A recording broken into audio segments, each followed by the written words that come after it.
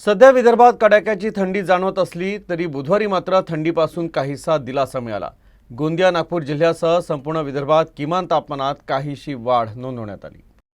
उत्तरेकडील शीतलहरींमुळे विदर्भासह मध्य भारतात कडाक्याची थंडी वाढली होती। दररोज किमान तापमानात घट पाहायला मिळत होती, मात्र बुधवारी किमान तापमानात किंचित वाढ पाहायला मिळाली। हवामान विभागाने जाहीर केलेल्या आकडेवारीनुसार बुधवारी विदर्भातील किमान तापमानात किंचित वाढ झाली। बुधवारी गोंदिया जिल्ह्यात 9.6 अंश सेल्सिअस किमान तापमान नोंदवण्यात आलं। हे विदर्भातील सर्वात कमी तापमान ठरलं। तर नागपुरात 10.6 अंश सेल्सिअस किमान तापमानाची नोंद करण्यात आली। तर यवतमाळ इथं 10.6 अंश सेल्सिअस, तर वाशिम आणि गडचिरोली जिल्ह्यात 11.6 अंश सेल्सिअस किमान तापमान नोंदवण्यात आलं।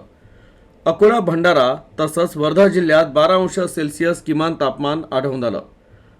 तर अमरावती जिल्ह्यात 12.3 अंश सेल्सिअस किमान तापमानाची नोंद झाली।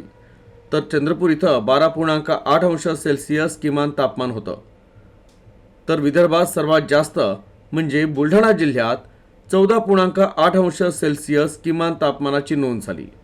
बुधवारी आलेल्या आकडेवारीनं तसा थंडीत फारसा फरक पडलेला नाही, मात्र सोमवार मंगळवारच्या तुलनेत बुधवारी सकाळचं वातावरण काहीसं सुसह्य होतं।